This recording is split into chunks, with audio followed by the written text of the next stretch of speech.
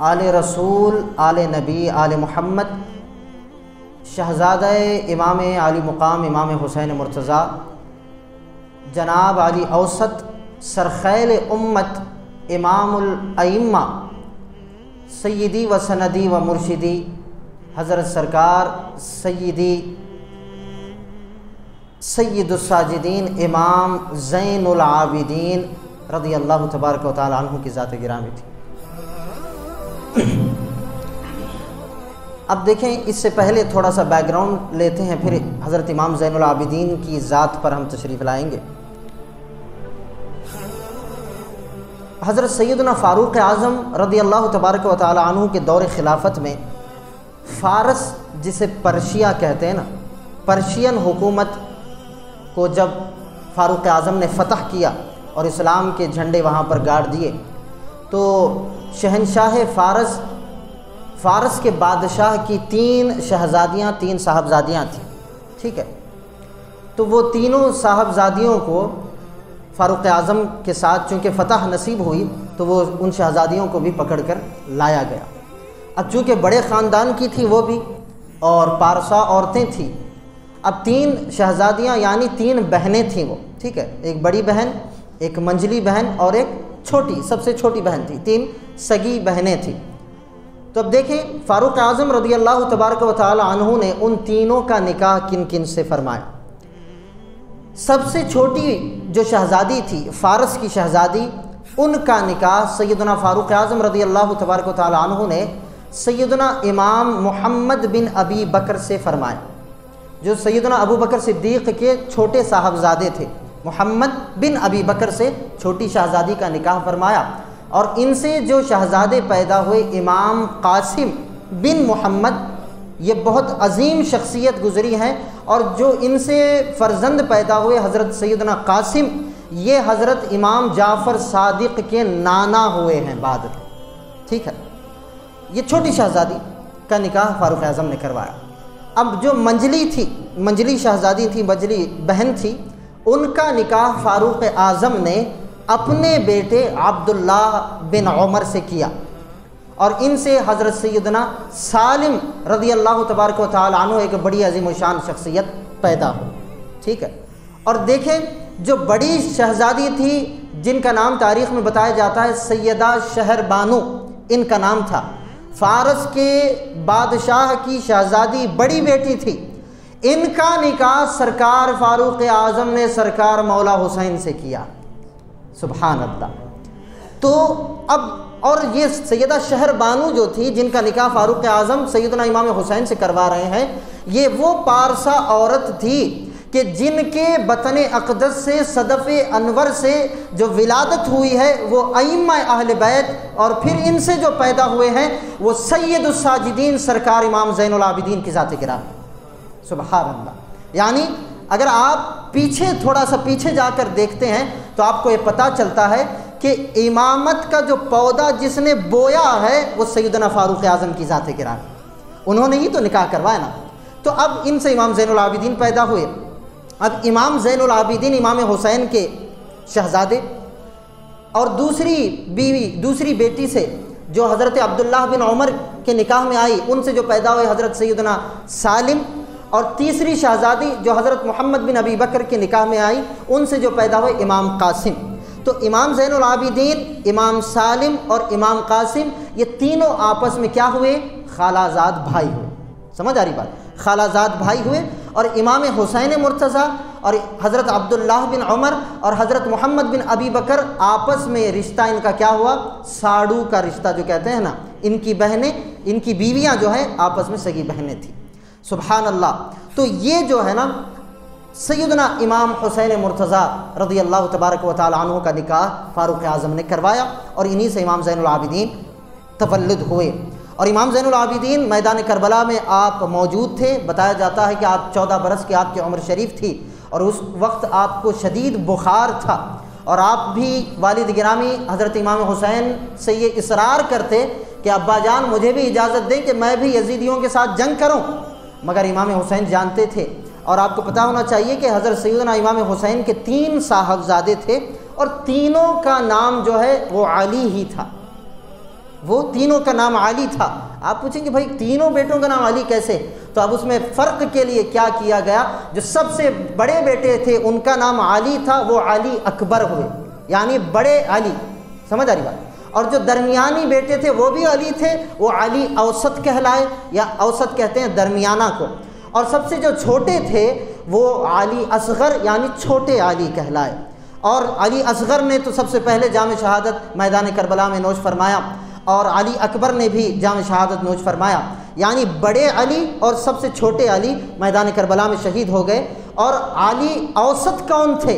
یہ وہی تھے جنہیں ہم امام زین العابدین سے یاد کرتے ہیں، سمجھ آ رہی؟ یعنی ان کا نام بھی علی ہے، زین العابدین ان کا لقب ہے، سید الساجدین بھی ان کا لقب ہے۔ حضرت امام زین العابدین رضی اللہ تبارک و تعالی عنہ کی ایک باندھی تھی، آپ کی خادمہ تھی۔ ایک مرتبہ وہ باندھی جو ہے کچھ وضو کروا رہی تھی یا کچھ برتن امام پاک کی خدمت میں پیش کر رہی تھی، تو اچانک سے وہ برتن چھوٹا اس باندھی کے ہاتھ سے اور امام پاک کے چہرہ مبارک پر آ گرا۔ اب برتن ہوتا ہے بھائی، خالی برتن بھی اگر آپ کے چہرے پر گر جائے تو آپ کو غصہ تو ظاہر سی بات ہے آئے گا، اگرچہ کہ آپ کی بیوی ہو، بہن ہو، آپ کی ماں ہو، تھوڑی وقت کے لیے غصہ تو آتا ہے نا بھائی، کہ دیکھ کر کام کرنے نہیں آتا تمہیں، یہ کیسے تم نے چھوڑ دیا۔ اگر یہ تو ہلکے جملے ہیں، اگر کوئی بدبخت بندہ ہو تو وہ تو گالیاں بھی دے سکتا ہے یا نہیں؟ اب دیکھیں امام پاک کا جو طریقہ تھا اور آپ کا اسوہ حسنہ تھا، جو آپ کی سیرت تھی، باندھی کے ہاتھ میں جو ہے نا پانی سے لبریز جو ہے برتن تھا اور امام پاک کے مبارک چہرے پر آ گرا۔ اب فطرت انسانی ہے، تھوڑی دیر کے لیے تو غصہ آتا ہے۔ اب جیسے ہی وہ برتن امام زین العابدین کے چہرہ مبارک پر گرتا ہے، امام پاک یوں سر اٹھا کر باندھی کی طرف دیکھتے ہیں، تھوڑا بہت شاید اس وقت غصہ بھی ظاہر ہو رہا تھا۔ اب باندھی دیکھے کیا فرماتی ہے، کیا کہتی ہے امام پاک کی بارگاہ میں، کیونکہ باندھی بھی کوئی عام باندھی تھوڑی تھی، امام زین العابدین کی باندھی تھی، اور اس وقت کے نوکروں میں اتنا علم ہوا کرتا تھا کہ آج کے علماء میں اتنا علم نہیں ہے، اللہ اکبر۔ تو جیسے امام پاک نے باندھی کی طرف دیکھا تو اس باندھی نے، وہ باندھی قرآن مجید کی ایک آیت مبارکہ پڑھنے لگی، والکاظمین الغیظ، اللہ اکبر، کہ نیک لوگ اپنا غصہ پی جاتے ہیں، بولیے سبحان اللہ۔ وہ باندھی کو سمجھ میں آ گیا معاملہ کہ حضرت بھائی اب غلطی ہو گئی، اگر کانچ نیچے بھی گر کر ٹوٹ جاتا ہے تو مکان مالک کو غصہ آتا ہے، اب وہ برتن جس مالک کے اوپر گر رہا ہے انہیں غصہ نہیں آئے گا، تو وہ معاملہ سمجھ گئی باندھی، اور کیا کہنے لگی، قرآن کی آیت پڑھنے لگی، والکاظمین الغیظ، نیک لوگ وہ ہوتے ہیں جو غصے کو پی جاتے ہیں۔ یہ آیت پڑھنا تھا، امام پاک نے سر نیچے جھکایا اور کہنے لگے میں اپنے غصے کو پی گیا، اللہ اکبر، میں اپنے غصے کو پی گیا۔ اور پھر اس کے بعد آیت کا اگلا حصہ وہ باندھی پڑھنے لگی، والکاظمین الغیظ، اس کے بعد میں کیا پڑھا اس نے، والعافین عن الناس، یہ نہیں کہ صرف غصے کو پی جاتے، ہو سکتا ہے کہ دل میں کچھ غصہ باقی رہ جائے، تو آیت کا اگلا حصہ وہ باندھی پڑھنے لگی کہ نیک لوگ وہ ہوتے ہیں جو خطا کاروں کو معاف بھی کر دیا کرتے ہیں۔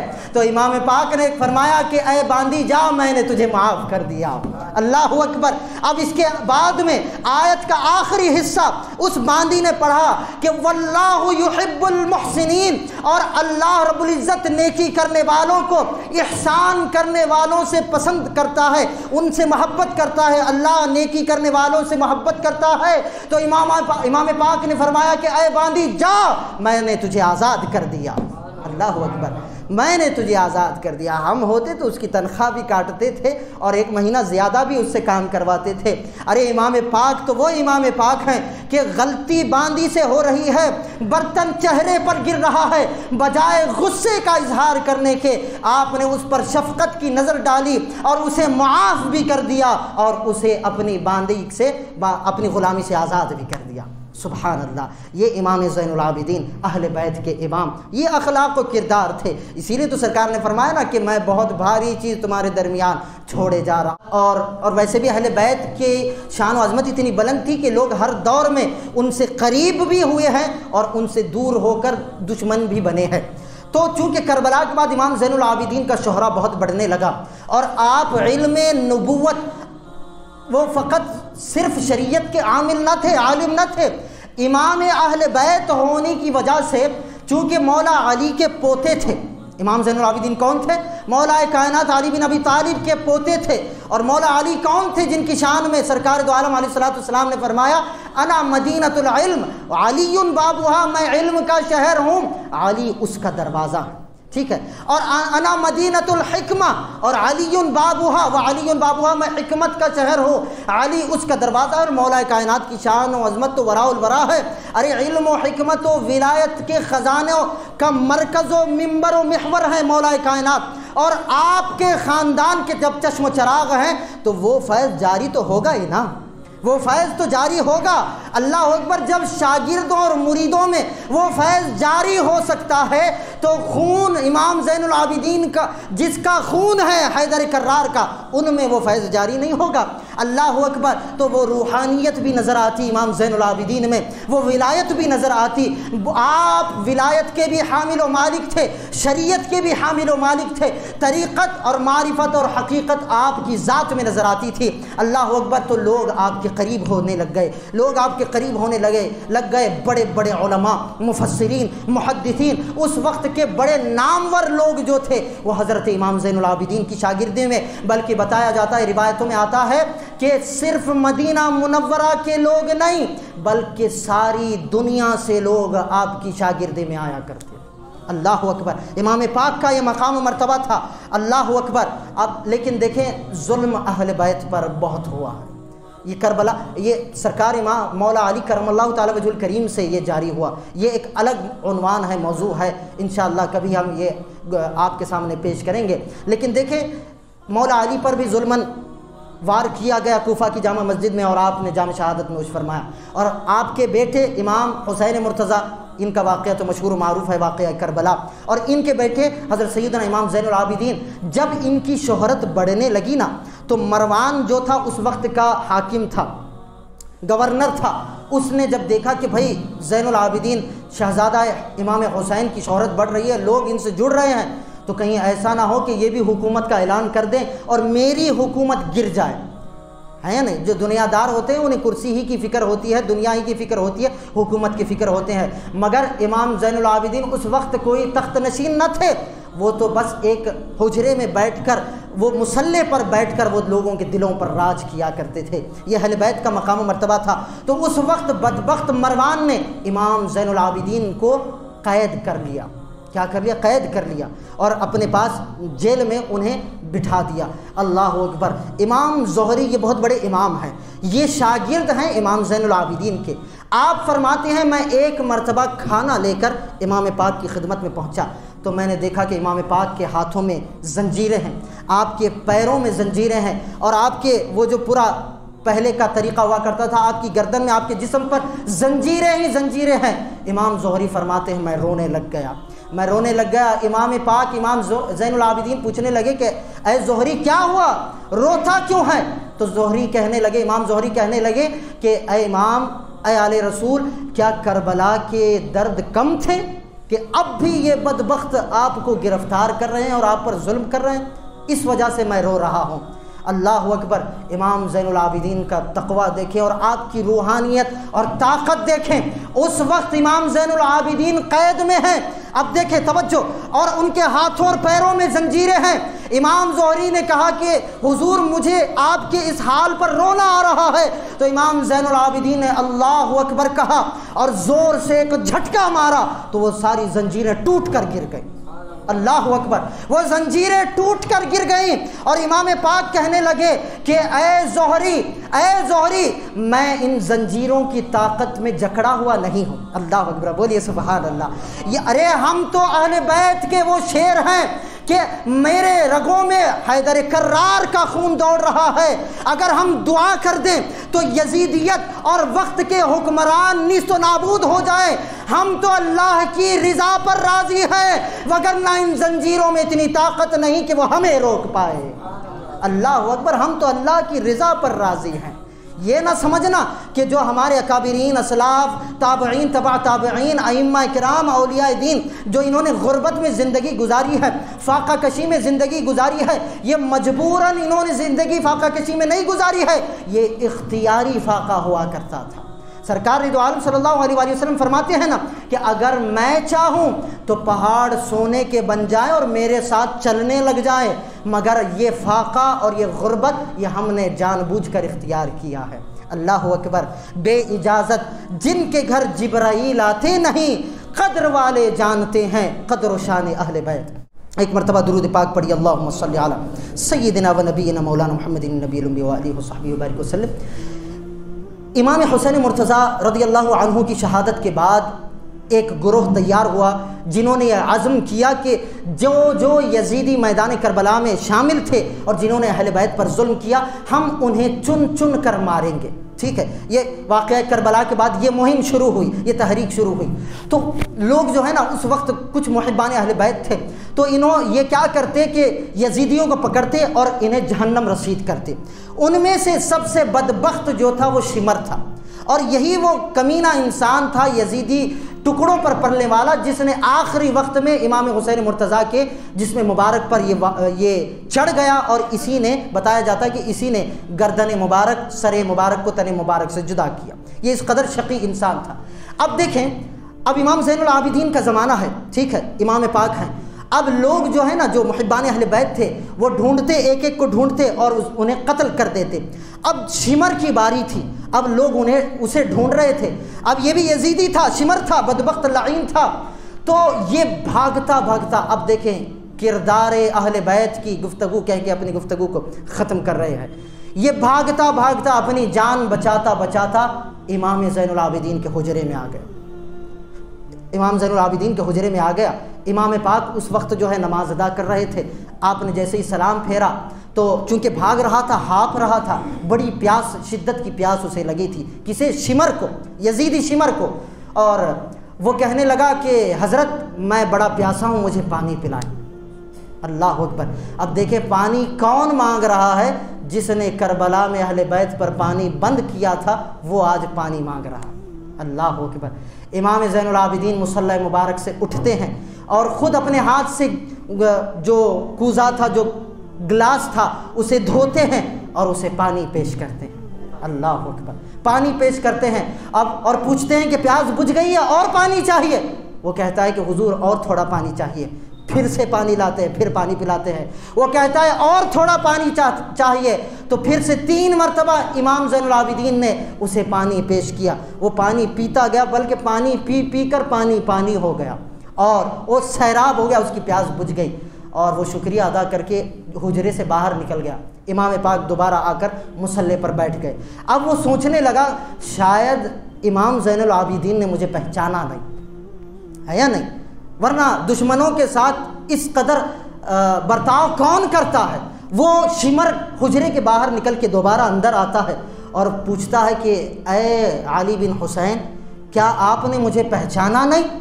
تو اب امام زین العابدین کہتے ہیں کہ جس نے میرے چھوٹے بھائی علی اصغر پر تیر کا وار کیا ہو، میں اسے کیسے بھول سکتا؟ اللہ اکبر۔ میں اسے کیسے بھول سکتا ہوں؟ جیسے ہی تو میرے حجرے میں داخل ہوا، میرے سارے زخم تازہ ہو گئے، اور میں تجھے کیسے بھول سکتا ہوں؟ تو شمر کہنے لگا جب آپ نے مجھے پہچان لیا تو مجھے اتنا پانی کیوں پلایا؟ میرے ہی حکم پر نہر فرات سے پانی آپ کے خاندان پر بند کیا گیا تھا، اور آج مجھے پیاس لگی اور آپ نے مجھے پانی پلایا، اور اگر آپ مجھے پہچان گئے تو آپ نے مجھے پانی کیوں پلایا؟ امام پاک کا جملہ سنیں، آپ فرماتے ہیں کہ بھائی آل محمد پر، نیک لوگوں پر پانی بند کرنا یہ تم جیسے غداروں کا کردار ہے، اور دشمنوں کو پانی پلانا یہ آل محمد کا کردار ہے، یہ آل محمد کا کردار ہے، یہ اہل بیت نبوت اطہار کا کردار ہے۔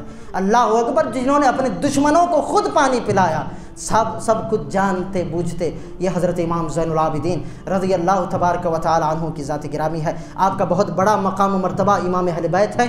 18 محرم الحرام کو آپ کو زہر دے کر شہید کیا گیا۔ آپ نے اس وقت جام شہادت نوش فرمایا۔ چونکہ 18 محرم الحرام کی نسبت تھی، اس لیے ہم نے امام زین العابدین کا تذکرہ کرنا یہ ضروری سرمائے۔ آب تطہیر سے جس میں پودے جمے، آب تطہیر سے جس میں پودے جمے، اس ریاض نجابت پہ لاکھوں سلام، ان کے مولا کے ان پر کروڑوں درود، ان کے اصحاب و عطرت پہ لاکھوں سلام۔ وآخر دعوانا عن الحمد للہ۔